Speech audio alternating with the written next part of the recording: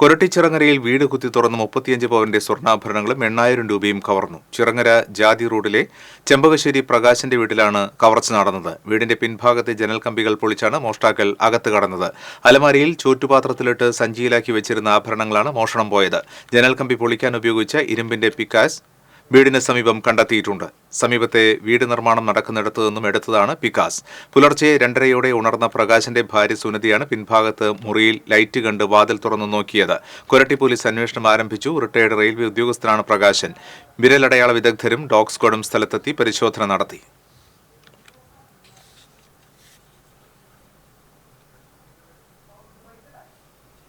ഞാൻ ഒന്ന് ബാത്റൂമിൽ പോട്ടെ എന്ന് പറഞ്ഞു. ഞാനിങ്ങോട്ട് കടന്ന വശം അപ്പോൾ ഡോറ് നിന്ന ഞാനിതെന്തോ ഇന്നലെ ലൈറ്റ് ഓഫാക്കിയില്ലെന്ന് വെച്ചിട്ട് തുറന്നതാണ്.